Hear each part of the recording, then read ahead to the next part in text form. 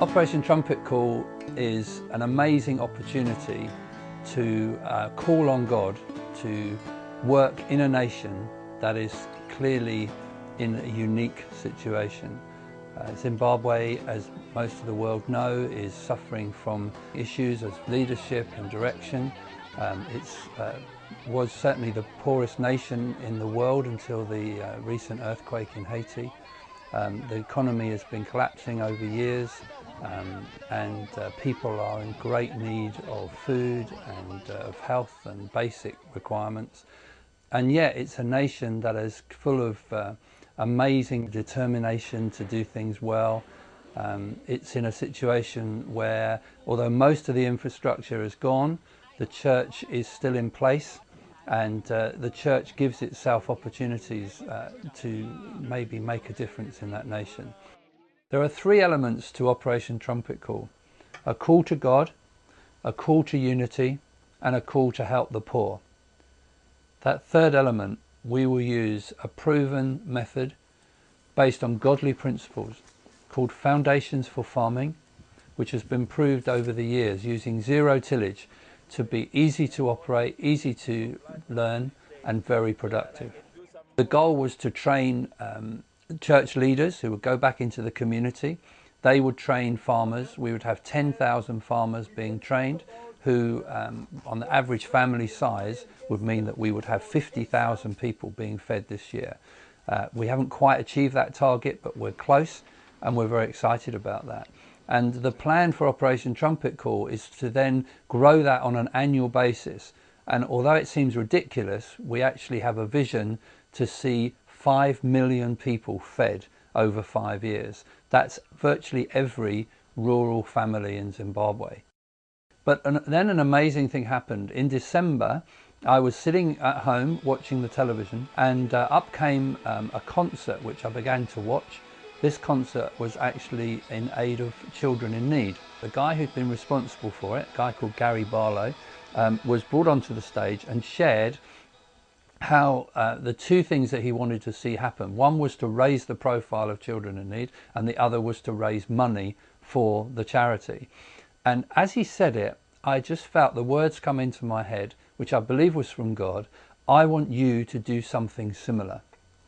The name comes from the scripture Isaiah 58, and Isaiah 58 is talking about raising a trumpet call.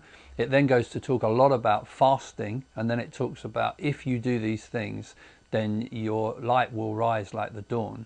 And I was aware of this, the way obviously that the dawn rises right the way around the world. And I just felt again, God just maybe just drop into my head the idea that this event, this whatever it was going to have some global proportions. And I think on the fourth time I read it, I suddenly realized that the fasting, the right fast, the true fast, is that you fast for the oppressed. And just instantly into my head came the idea that these people who are praying, we would also invite to fast.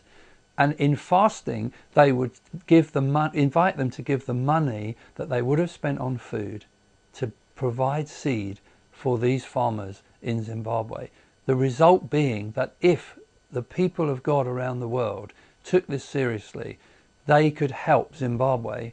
And with Operation Trumpet Call already in place, then we would have the training and then the finance to provide the inputs to not let Zimbabwe be fed, but let Zimbabwe feed itself.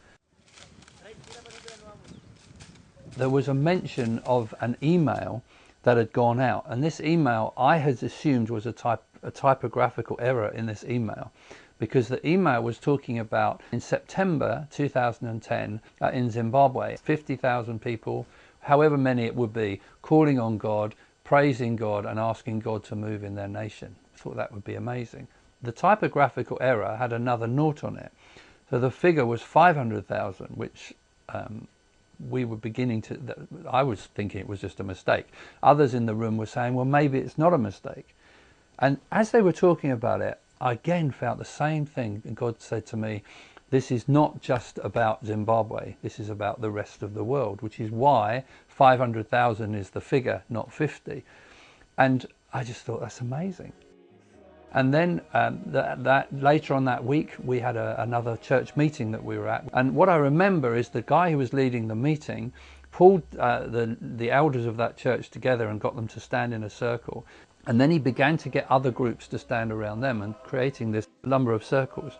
And as he was doing that, my mind just went off. And I felt again like a vision of this. What they were creating was like a target. In the bullseye was the Christians together in Zimbabwe, meeting and calling on God together. And then the next circle around it was to be, we were to invite all Zimbabwean Christians who are no longer living in Zimbabwe to, as it were, stand behind their brothers and sisters and cry out to God for them. Then I felt the next level was those who were not actually in churches around the world, but who were very passionate about their nation and would feel comfortable to call on God to move, and that would happen. And then behind that, the final circle was to invite all other Christians who wanted to join in, and actually on this one day we would all cry out to God to move on the nation of Zimbabwe. So I want to invite you to join me and hopefully thousands of others around the world to pray on September the 26th at any time between dawn and dusk, to call on God to move in Zimbabwe in a unique and amazing way. I'll also invite you to fast and to consider giving the money that you saved for that one day's food. That in itself would go a long way to providing seed for a family in Zimbabwe, also food for that family for that year, and ongoing seed for subsequent years. That would have a huge impact. You as a family linking with a family in Zimbabwe. Together we could make a huge difference. And if God is with us, as I'm sure he will be, that nation could be changed forever.